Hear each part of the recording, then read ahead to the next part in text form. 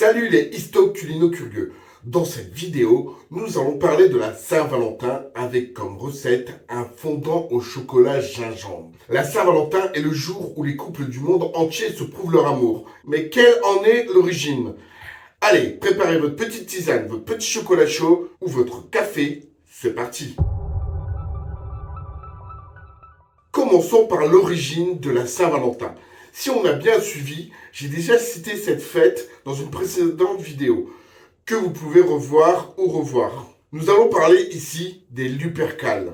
Dans la Rome antique, cette fête a lieu le 14 et 15 février, et elle vient clore l'année religieuse qui commence en mars. C'était déjà une très ancienne fête qui mettait en avant le dieu Faunus pour raviver la fécondité de la nature. Elle commémore également la fondation de la ville de Rome par le biais des Luperques, un collège de prêtres issus de l'aristocratie romaine. Après des rites de purification, les Luperques se dirigeaient vers la grotte où la louve aurait allaité Rémus et Romulus, au pied du mont Palatin. Notons que Lupercal vient du mot lupus, qui veut dire loup. Pendant ces 2 jours, les prêtres vêtus uniquement d'un pagne en peau de bouc couraient autour du mont accompagnés d'un fouet découpé dans la peau des chèvres.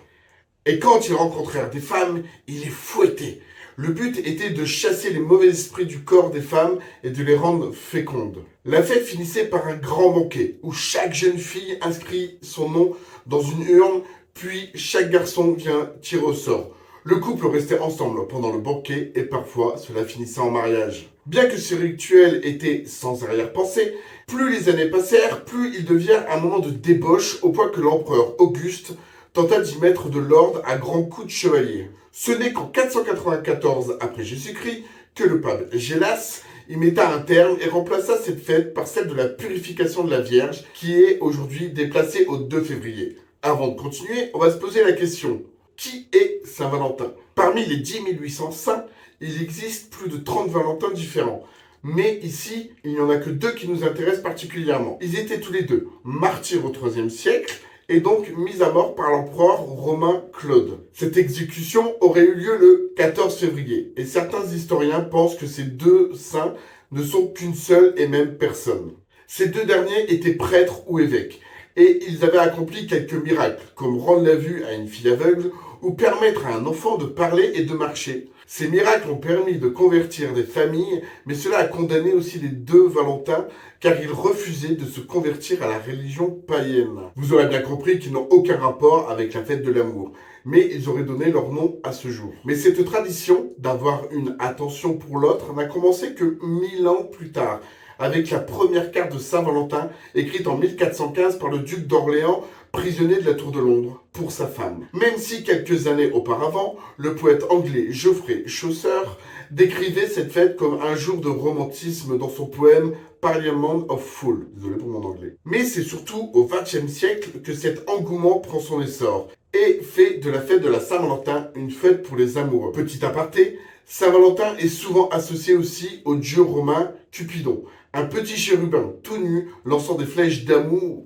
lorsqu'elles sont en or et des flèches de plomb pour créer de l'aversion. Lors de la Saint-Valentin, il est donc de rigueur de s'offrir des cartes, 145 millions par an selon Hallmark, des fleurs ou encore des chocolats, mais aussi de se faire un bon repas. Et pour faire un clin d'œil à la Saint-Valentin, parlons des aliments aphrodisiaques. D'ailleurs, ce mot vient de Aphrodite, déesse grecque de l'amour. Un aphrodisiaque est une substance naturelle ou chimique qui simule le désir sexuel.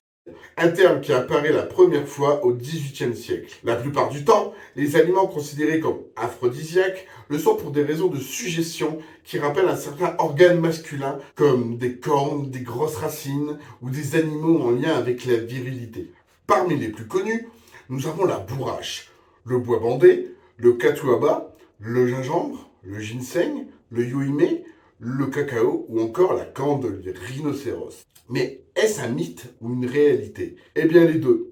Certains le seraient pour leur forme phallique, uniquement provoquant une suggestion, mais n'ont pas réellement d'effet sur le corps. Par contre, il existe bien des aliments qui jouent un peu leur rôle, comme l'huître, qui avec son zinc, ses acides aspartiques et autres, augmenterait la testostérone chez l'homme et la progestérone chez la femme. Mais le mollusque contient de la dopamine, qui influe aussi sur le désir. Quant au chocolat, c'est la sécrétion d'endorphines qui provoque, hormone du plaisir, qui faciliterait le désir de passer à autre chose. Bref, un petit fondant au chocolat gingembre fera fondre votre partenaire. Reste à le réussir maintenant. Passons aux expressions. Dans un short, je vous ai déjà parlé de être chocolat, qui signifie être dupé ou s'être bien fait avoir. Une qui me fait bien sourire, c'est cucu la praline. En France, la praline est une amande entourée d'une croûte de sucre. En Belgique, c'est un bonbon au chocolat. Et chez les truands, c'est une balle d'arme à feu. Mais d'où vient cucu la praline, qui signifie être niais, ridicule? Cucu est un doublement enfantin de votre postérieur qui est devenu, on ne sait pas pourquoi, un synonyme de niais. À ce petit mot, on lui ajouterait régulièrement un subjonctif, histoire de l'intensifier, comme cucu la fraise ou cucu la rainette.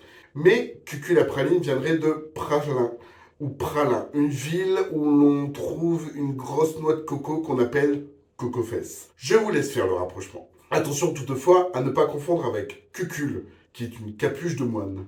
Allez, il est temps de préparer ce merveilleux fondant légèrement épicé pour réveiller vos papilles. À vos fouets.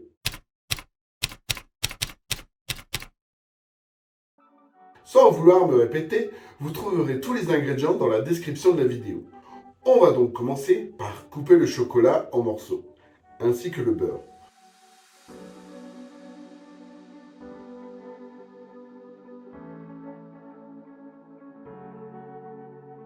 Mettons les deux dans une casserole et faites fondre à feu doux.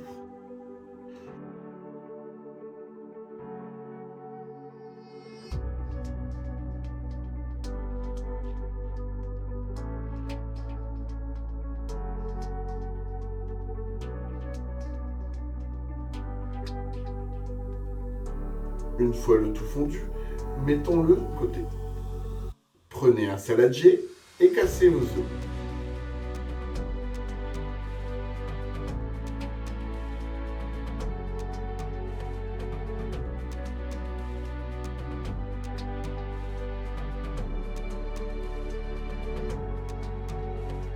Rajoutez le sucre et bien fouettez. Puis ajoutez la farine et fouettez de nouveau.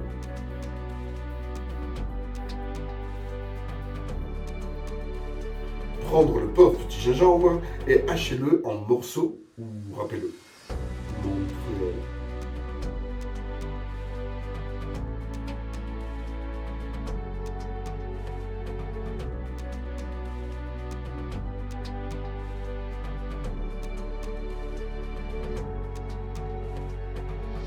Ensuite, vous le mettez dans le mélange œuf, sucre, farine.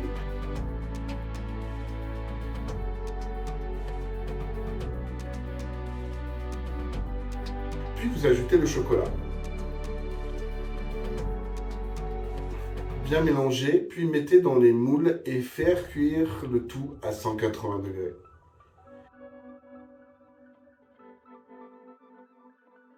Et voilà, c'est prêt.